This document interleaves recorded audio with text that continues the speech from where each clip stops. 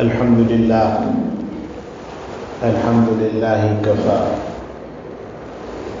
وسلام على عباده الذين اصطفى أما بعد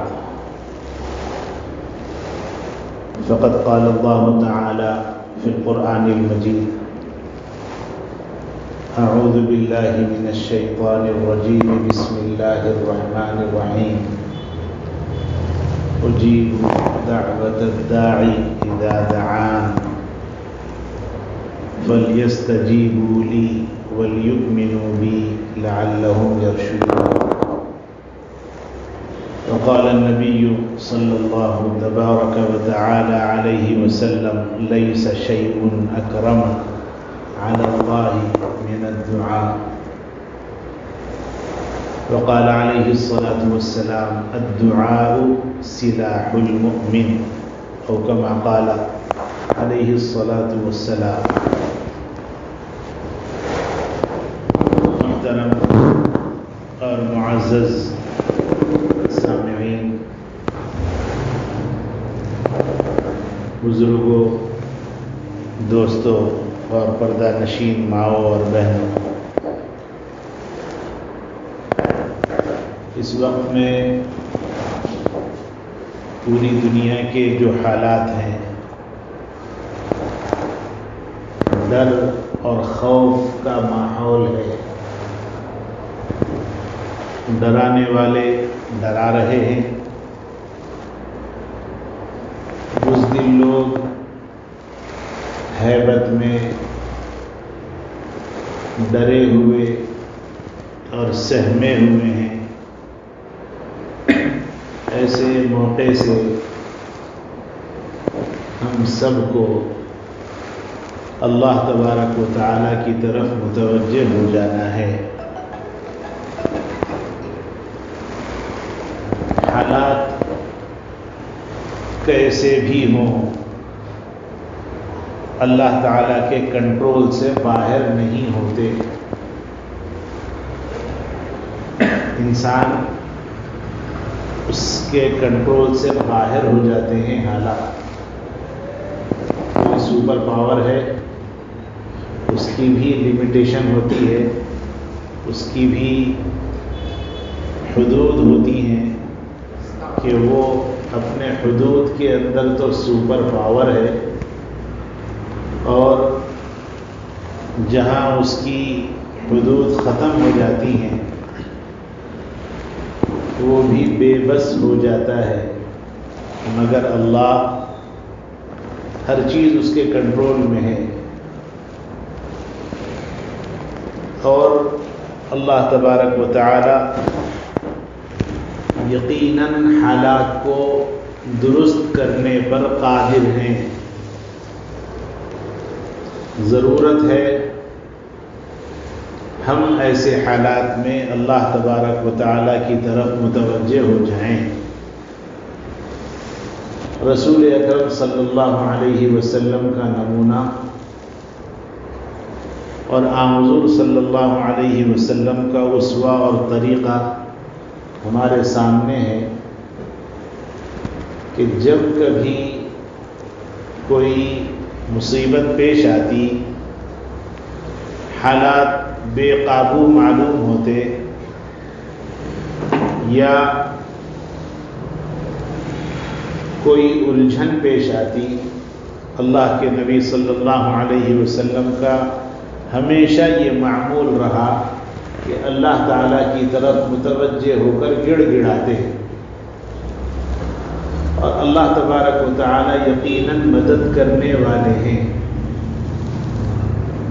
حضور صلی اللہ علیہ وسلم کے بارے میں تو یہاں تک ملتا ہے کہ کبھی کبھار صرف تیز ہوائیں چلتی، رسول اکرم صلی اللہ علیہ وسلم مسجد کی طرف دوڑتے اور جلدی جلدی مسجد کو پہنچتے، اور اللہ تبارک و تعالیٰ کی طرف متوجہ ہو کر گڑ گڑا کر عاجزی سے اللہ سے مانگتے. جنگ کے میدان کے بھی حالات ہمارے سامنے ہیں. سورسز پر یقین غیر ایمان والے کرتے ہیں، اسباب پر ان کی نگاہ ہوتی ہے. جیسے بدر کی لڑائی ہے، اسلام کی سب سے پہلی جنگ ہے. صحابہ کے پاس کوئی معقول ہتھیار بھی نہیں تھے، گنے چنے ہتھیار اور گنے چنے گھوڑے سواری کی شکل میں تھے، اور کافروں کے پاس اسباب بھی تھے، ہتھیار بھی تھے، اوزار بھی تھے، سرمایہ اور پیسہ بھی تھا،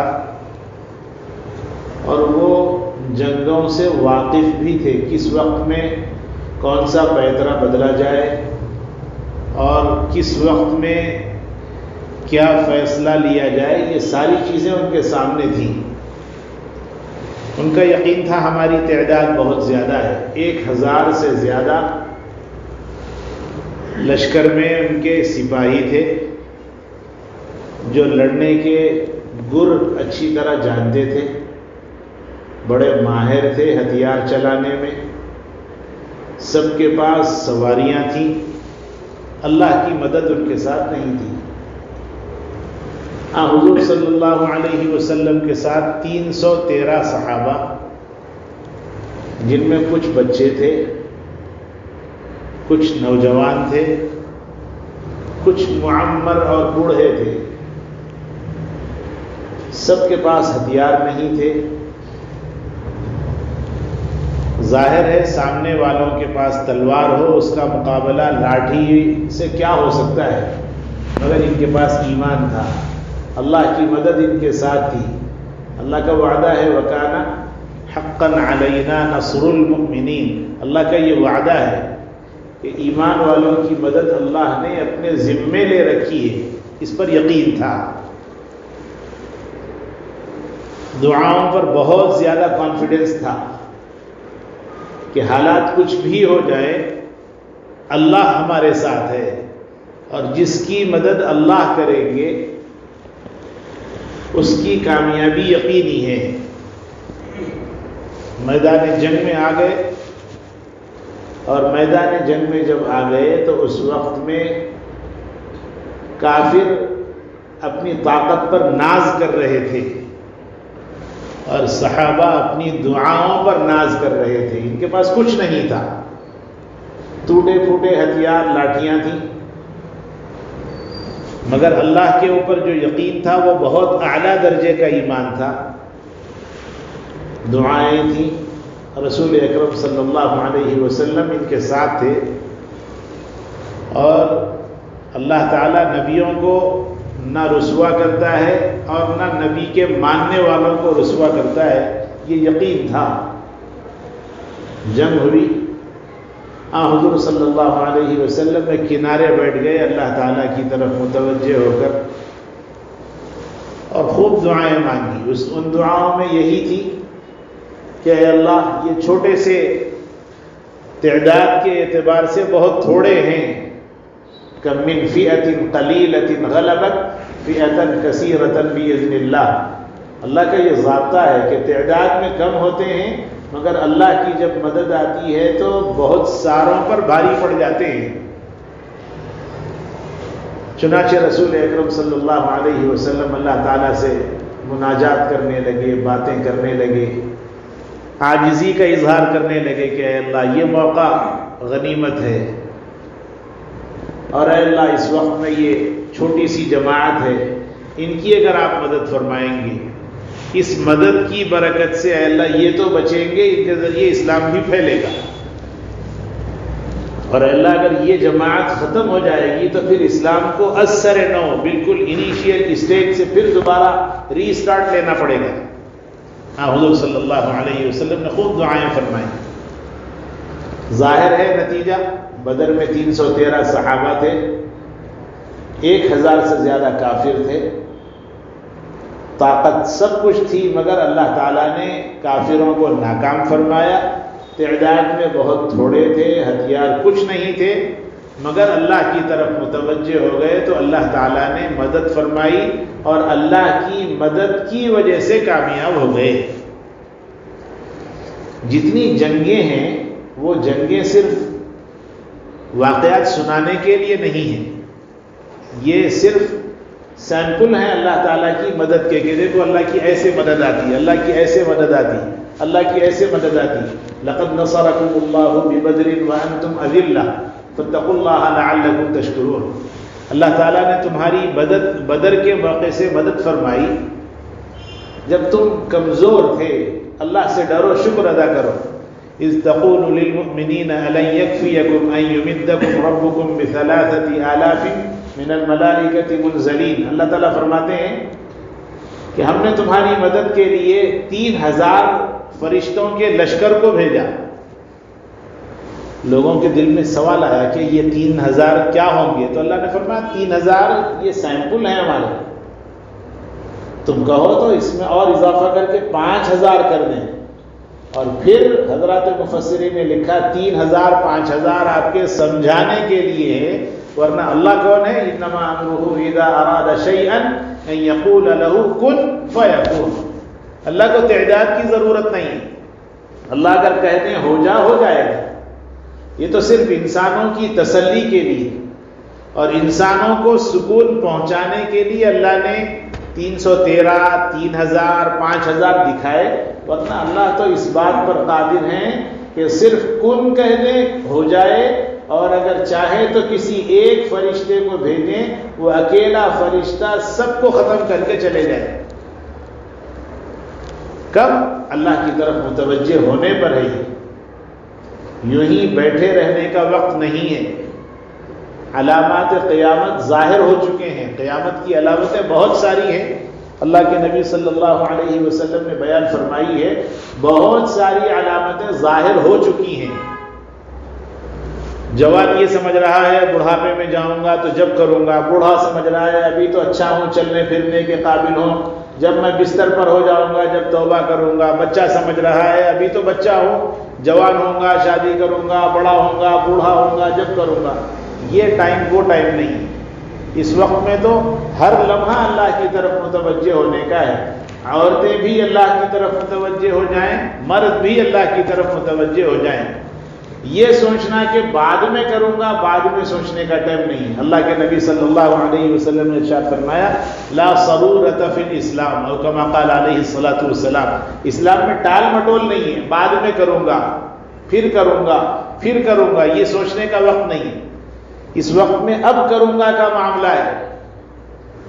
پہلے کورونا آیا، پھر کچھ ہوا، پھر کچھ ہوا، اب اس وقت میں ایک تیسری لہر کے بارے میں میڈیا والے، دنیا والے، اخبارات والے، ٹیلی ویژن والے سب ڈرا رہے ہیں کہ تیسری چیز آ رہی ہے جو پہلے اور دوسرے دور سے زیادہ سخت ہے۔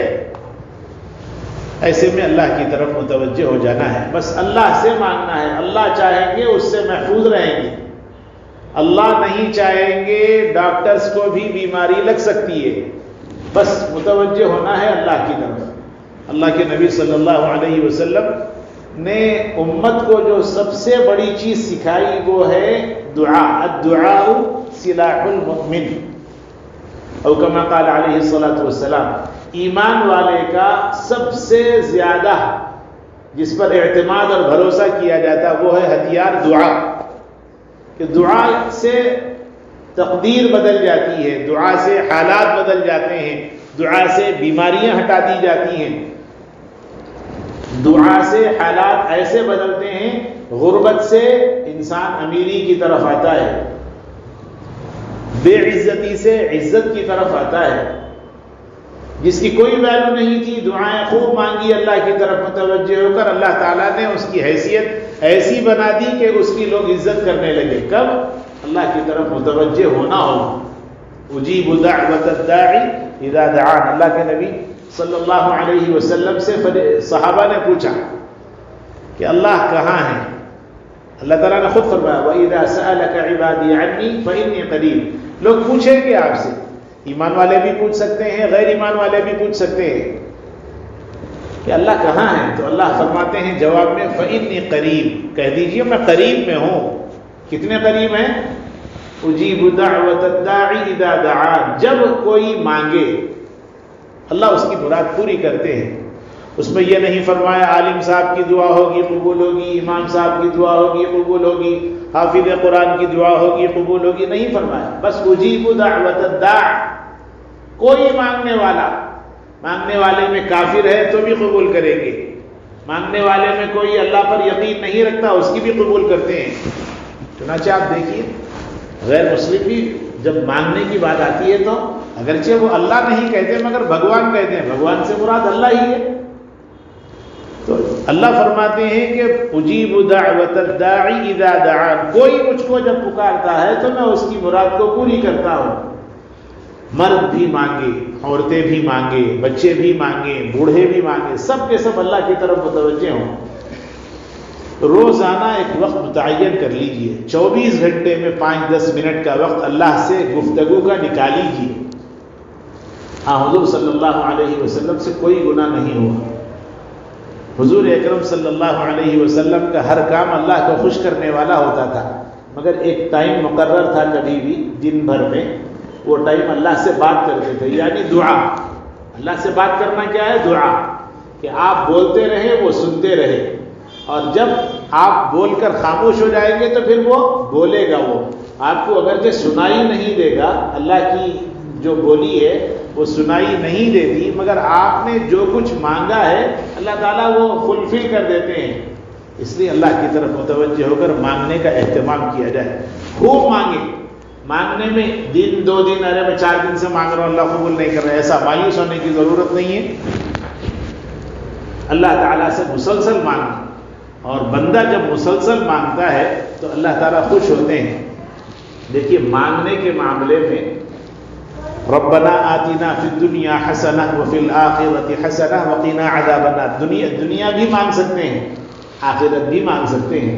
اچھا ہے دنیا اور آخرت دونوں مانگنا، دنیا نہیں مانگنا یہ بھی غلط ہے، آخرت ہی آخرت مانگتے رہیں یہ بھی صحیح نہیں ہے، آخرت کے ساتھ دنیا مانگے۔ اسی لیے قرآن میں اللہ تعالیٰ نے خاص طور پر آیت کو نازل فرمایا ربنا آتنا فی الدنیا حسنہ، اے ہمارے پروردگار دنیا میں ہم کو اچھائی بہتری دے دیجیے، وفی الآخرۃ حسنہ، اور آخرت میں بھی بہتری دے دیجیے، وقنا عذاب النار، اور آخرت میں جو دوزخ والا راستہ ہے اس سے حفاظت آخرت میں کیجیے، دنیا میں اس غلط راستے سے بھی ہماری حفاظت فرمائیے۔ تو اس لیے دنیا بھی مانگیں، آخرت بھی مانگیں، اللہ سے متوجہ ہونے کی ضرورت ہے۔ ففروا الی اللہ، اللہ کی طرف متوجہ ہو جانا۔ جب بندہ اللہ کی طرف متوجہ ہو کر مانگتا ہے، 1 دن مانگا، 2 دن مانگا، 3 دن مانگا، مسلسل جب مانگتا ہے تو اللہ تعالیٰ کو خوشی ہوتی ہے، اور فرشتوں کو گواہ بنا کر اللہ تعالیٰ فرماتے ہیں کہ دیکھو اس نے جو کچھ مانگا ہے وہ سب کچھ دے دوں گا، مگر ابھی نہیں، اس کا مانگنا مجھے اچھا معلوم ہوتا ہے۔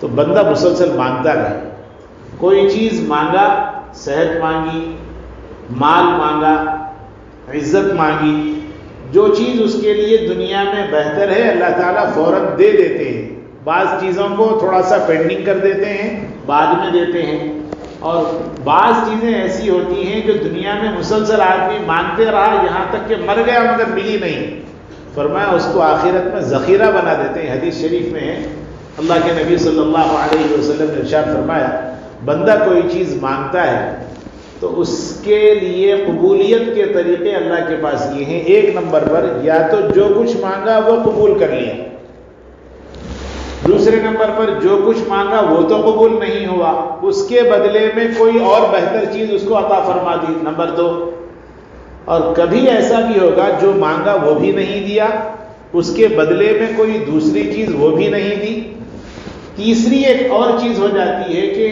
کچھ مصیبت، کوئی آفت، کوئی پریشانی اس پر آنے والی ہوتی ہے، اللہ تعالیٰ اس کے مسلسل دعاؤں کے میں مشغول رہنے کی برکت سے اس آنے والی مصیبت کو ٹلا دیتے، وہ بھی بہت بڑی نعمت ہے۔ اس لیے دعائیں مسلسل مانگنا، اللہ کے نبی صلی اللہ علیہ وسلم جب موقع ملتا متوجہ ہو جاتے، بیٹھ جاتے، خوب عاجزی کا اظہار کرتے، اور بندہ جب یقین سے مانگتا ہے انتم موقنون بالاجابہ، او کما قال علیہ الصلوۃ والسلام، دعا کی قبولیت کے جو شرائط اور اس کے آداب ہے اس میں یہ لکھا ہے کہ تم کو یقین ہونا چاہیے کہ دعا کی قبولیت کا. یہ نہیں کہ صاحب امام صاحب مانگیں گے تو میری دعا قبول ہوگی، عالم صاحب مانگیں گے تو قبول ہوگی. آپ خود اپنی زبان میں بے ترتیب بھی اگر مانگتے ہیں تو اللہ تعالیٰ نے قبول کرنے کا وعدہ فرمایا. اس لیے اللہ کی طرف متوجہ ہو کر مانگنا، عاجزی کا اظہار ہونا. دعا کے بہت سارے آداب ہیں. ان آداب میں ایک بات یہ لکھی ہے کہ نماز کے بعد جو دعائیں ہوتی ہیں وہ دعائیں قبول ہوتی ہیں. تو نماز کے بعد دعا کا اہتمام کیا جائے. باوضو ہونا چاہیے. ظاہر ہے نماز جب آپ نے پڑھی ہے تو وضو کی حالت میں آپ کی نماز ہوئی، تو نماز کے بعد جو دعا ہوتی ہے وہ دعا قبول ہوتی ہے. اللہ کی تعریف شروع جب کریں الحمدللہ رب العالمین سے، کیا معنی؟ الحمدللہ رب العالمین کے معنی ہیں تمام تعریفیں اس اللہ کے لیے ہے جو دونوں جہاں کا رب ہے. اللہ کو بہت زیادہ خوشی ہوتی ہے جب بندہ الحمدللہ رب العالمین پڑھتا ہے تو اللہ تعالیٰ فرماتے ہیں مجدنی عبدی، میرے بندے نے میری تعریف کی. کسی کا بیٹا اپنے باپ کی تعریف کرتا ہے کہ میں آج جو کچھ ہوں میں اپنے باپ کی وجہ سے ہوں. کوئی بیٹا اپنی ماں کی طرف منسوب کر کے کہتا ہے میں آج جو کچھ ہوں ماں کی وجہ سے ہوں. تو ماں اور باپ کو کتنی خوشی ہوتی ہے اندازہ نہیں کر سکتے. ماں اور باپ کی آنکھوں میں آنسو آ جاتے ہیں. اللہ تعالیٰ کو بھی ایسی خوشی ہوتی ہے کہ کوئی بندہ کہتا ہے الحمدللہ رب العالمین کہ اللہ میں کچھ نہیں ہوں، دنیا کچھ نہیں ہے، دنیا کی چیزیں کچھ نہیں ہے، جو کچھ ہیں تعریف کے قابل ہے اللہ آپ ہے جو دونوں جہاں کے رب ہے. تو اللہ تعالیٰ جواب میں فرماتے ہیں مجدنی عبدی، میرے بندے نے میری تعریف کی. تو دعا کا ادب یہ ہے کہ دعا اللہ کے نام سے شروع کی جائے. اور دعا کی قبولیت کے لیے یہ بھی ضروری ہے کہ رسول اکرم صلی اللہ علیہ وسلم پر درود پاک پڑھا جائے. تو دعا ہماری شروع ہو الحمدللہ رب العالمین سے، اور اس کے بعد اللہم صلی علی سیدنا و مولانا محمد وعلی آل محمد وبارک وسلم، یہ بھی ہو. تیسرے نمبر پر اپنے گناہوں کو قبول کرنا کہ اللہ مجھ سے غلطی ہو گئی، مجھ سے گناہ ہو گئے، اللہ میں نافرمان ہوں، اللہ مجھ سے خطائیں ہوتی ہیں. یہ کیا ہے؟ اقراری مجرم ہے کہ بندہ قبول کر رہا ہے کہ اللہ میں واقعتاً نادان ہوں، میں نے غلطیاں کی ہیں، مجھے معاف فرمائیے. پھر آپ اپنا سنائیے کہ اللہ میرے گناہوں کو معاف فرمائیے، میری والدہ کی مغفرت فرمائیے، میرے والد کی مغفرت فرمائیے. جو آپ کے مسائل ہیں وہ سنائیے اللہ کو. ایک ٹائم نکالیے روزانہ کچھ نہ کچھ. حضرت امام غزالی رحمۃ اللہ علیہ نے لکھا ہے ہر انسان پر کچھ کام روزانہ کرنے ضروری ہیں. ان میں ایک ہے دعا. روزانہ دعا کا اہتمام کوئی وقت میں، صبح فجر میں، دوپہر میں، شام میں، مغرب بعد، عشاء بعد، سوتے وقت، کسی وقت میں بیٹھ کر 2-5 منٹ کا مراقبہ، خاموشی کے ساتھ بیٹھ کر کسی سے بات کیے بغیر سوچنا کہ دن بھر میں میں نے کیا کیا اچھے کام کیے اور دن بھر میں میں نے کیا کیا خراب کام کیے. جو کام اچھے ہو گئے اس پر اللہ کا شکر ادا کیا جائے کہ ماشاءاللہ آج میری نماز جماعت سے ہو گئی، میں نے خیرات کر دیا، میں نے آج غریبوں کے ساتھ ہمدردی کر لی. بہت سارے اچھے کام انسان کیے کو اللہ تعالیٰ کی توفیق سے مل جاتے ہیں، اس پر شکر ادا کریں. بہت سارے گناہ کے غلط کام ہو گئے اس پر نادم ہو جائے، عاجزی کا اظہار کرے. اور عاجزی کیسی؟ اتنی عاجزی کرے کہ آنکھوں میں آنسو آ جائے. بہت اعلیٰ درجے کی بات ہے.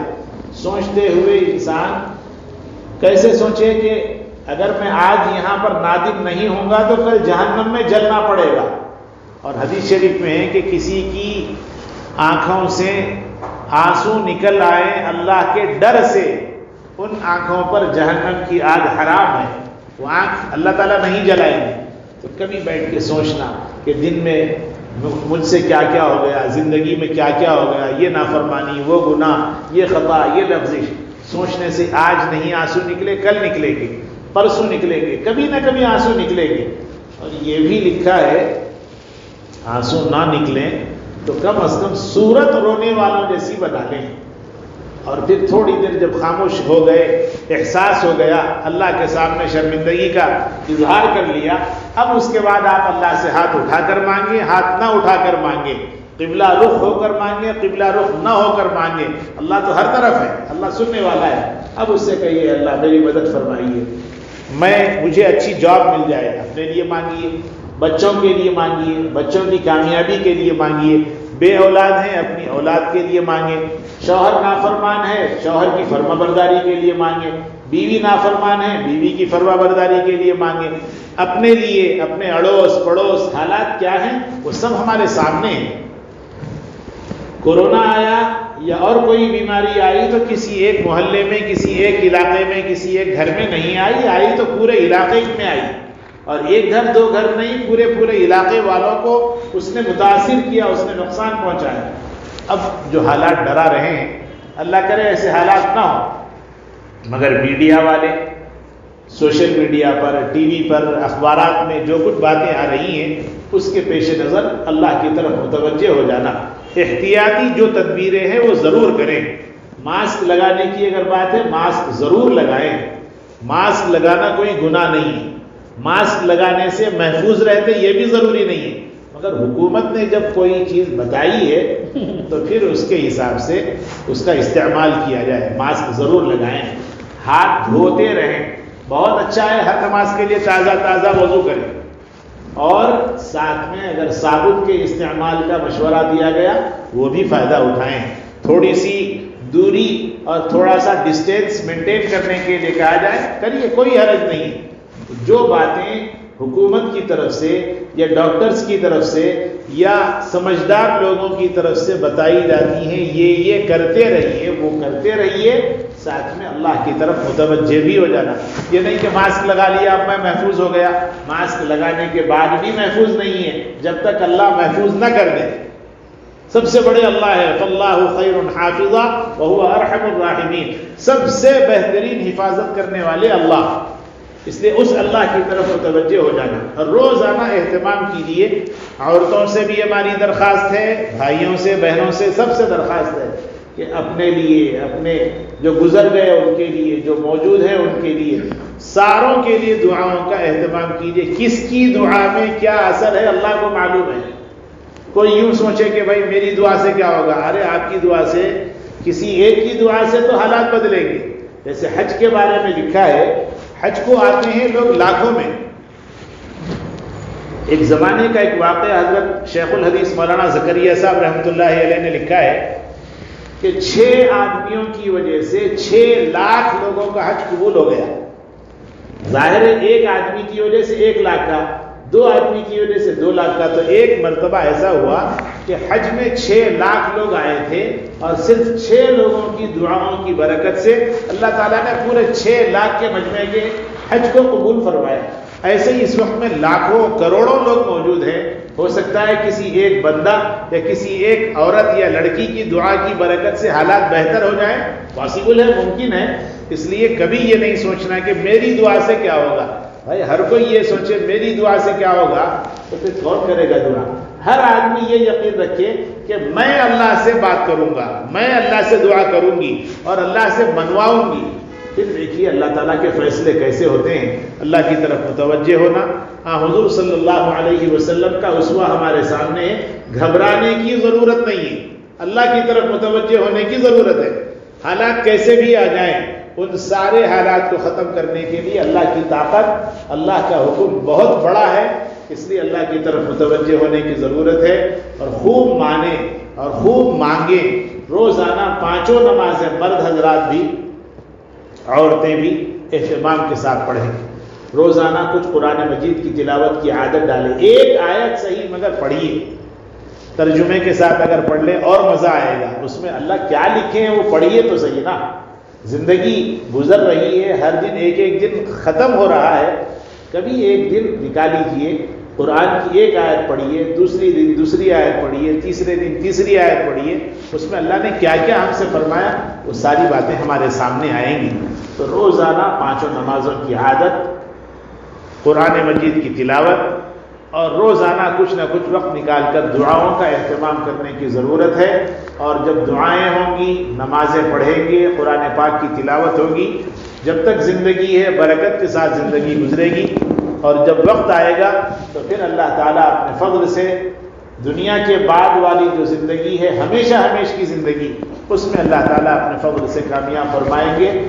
ضرورت اس بات کی ہے کہ پکے مسلمان بنے اور اللہ کی طرف متوجہ ہونا چاہیے۔ حق تعالیٰ جل شانہ اپنے فضل سے ہم سب کو خیر اور عافیت نصیب فرمائے، دنیا اور آخرت کی بھلائیاں مقدر فرمائے۔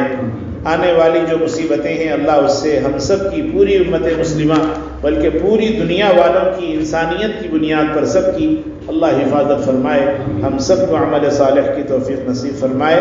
وآخر دعوانا الحمد للہ رب العالمین۔